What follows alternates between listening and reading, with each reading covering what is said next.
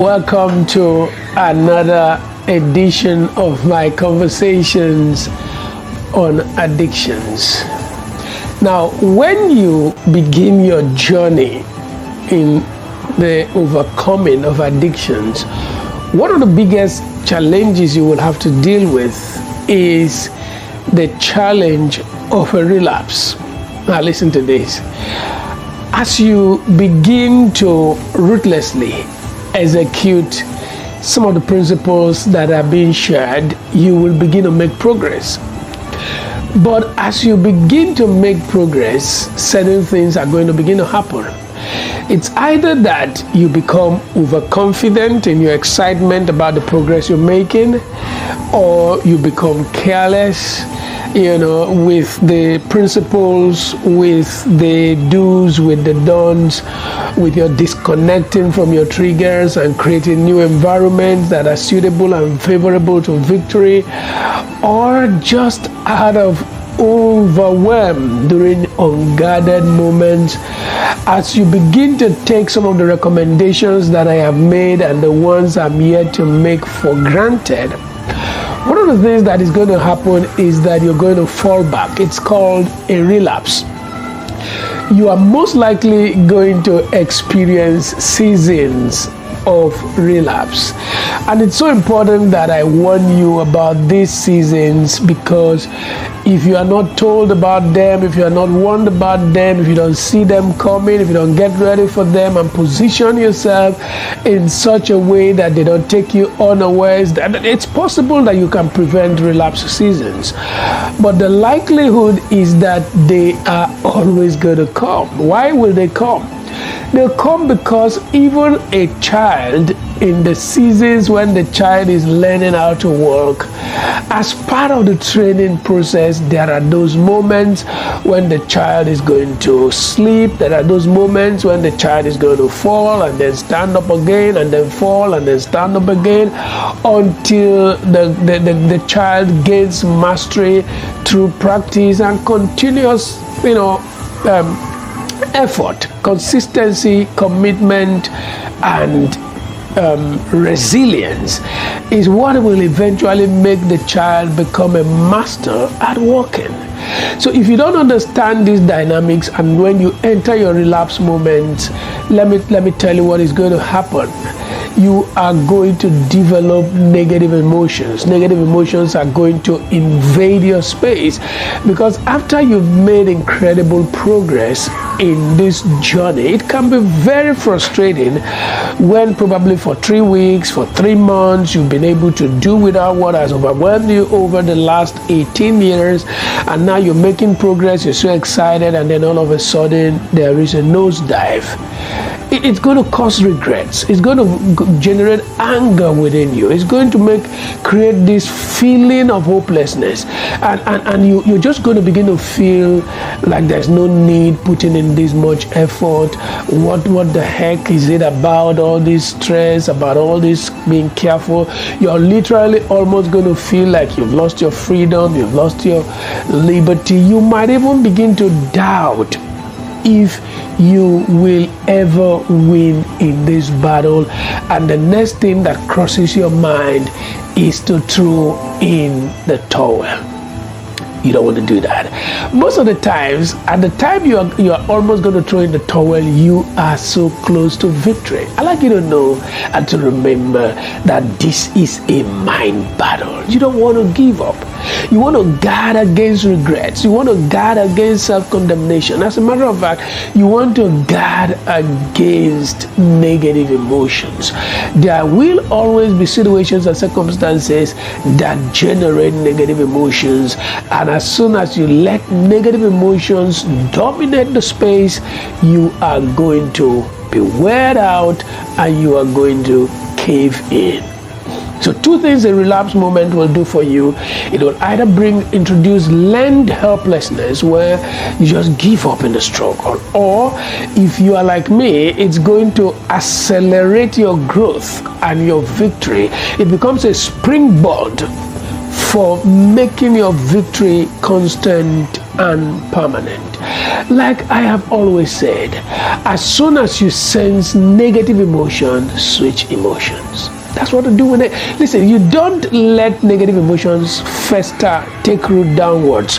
Because once you let negative emotions take root downward, it's going to bear fruit upwards. So you don't want to give it the breathing space. You don't want to give it any chance at all. As soon as you sense negative emotions, three things. Remember, we said three things to do. Take in a deep breath. Number two, pray heartily from your heart. Have conversations with God. Number three, from your heart, have conversation with yourself. This is so important. As soon as you take in deep breath, have a slight conversation with God where you ask for help, where you ask for mercy, where you ask for strength and energy and resolve, and then you talk to yourself. You're like, hey guy, you can make this happen. You can do this. You have what it takes. You are who God says you are. You've been forgiven. And you know, especially when this relapse comes after you've just prayed the prayer of forgiveness like we did the other time, and then put yourself on a path where you've restored your relations, reconnected in your relationship with God, and you are all excited, full of joy, you have this peace, you have faith, and then suddenly there is a relapse. You're not going to feel forgiven. But can I tell you this? Forgiveness is not a feeling, it's a fact. You don't have to feel forgiven, but if you're forgiven, you are forgiven. This is so important. The next thing I want you to take note of is that in this journey of victory and overcoming addiction, time is very golden in this battle. Time is very golden. You can't get addicted for 18 months. You can't get addicted for 18 continuous years. You can't get addicted for 8 continuous years and then you gain control for 3 months, and then you now had a relapse and you think you're not making progress. Excuse me, that's progress. If in 18 years there has never been a time you didn't do whatever it is that you are addicted to, you've never been out of it for up to 3 months, and now because of the progress you're making, you've been free like for 3 months before you had the relapse. You've been free like for 1 month, for 4 weeks before you had the relapse. Excuse me, you are making progress, for goodness sake. So what you want to do instead of giving in and caving in is do an evaluation. Appraise why you fell, appraise where you fell, and then you move on. You're making incredible progress. Don't cave in. Learn how to appreciate small pockets of victory. Every time you make progress, celebrate it. Get yourself a bottle of wine, drink, and celebrate your victory.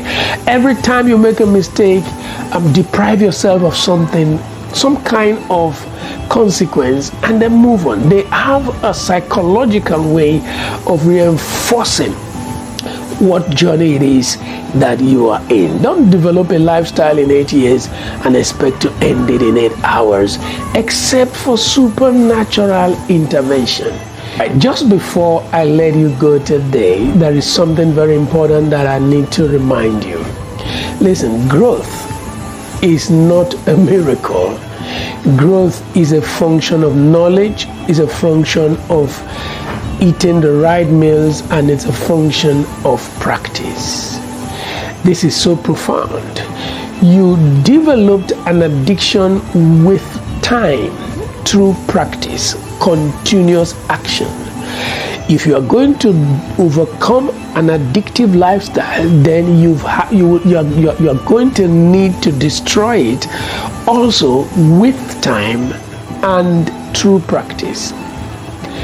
This is so important. You must come to terms with that. You can't develop a lifestyle in 8 years and expect to end it in 8 seconds, 8 minutes, 8 hours.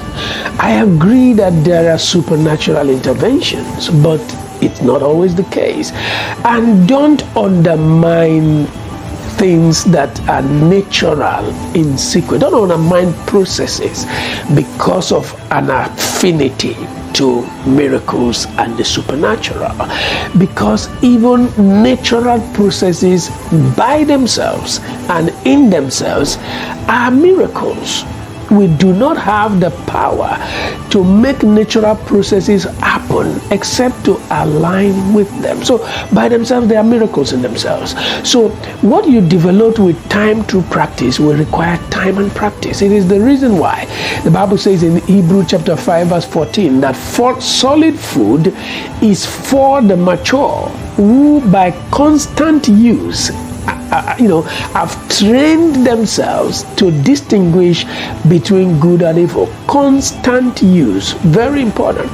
The Contemporary English Version renders it this way. It says, but solid food is for the mature, whose senses are trained by practice to distinguish between good and evil. This is so profound. I also like the way the Amplified Version puts it. It says, but solid food is for full-grown men, for those whose senses and mental faculties are trained by practice. Trained by practice to distinguish and discriminate between what is morally good and noble and what is evil and contrary either to divine or human law. These things are so important, and it's so key and critical that you keep them in mind in this journey to victory. I guarantee you, you are ready for a blast, and you are going to come out more than a conqueror. I'll see you again. Do have a wonderful day.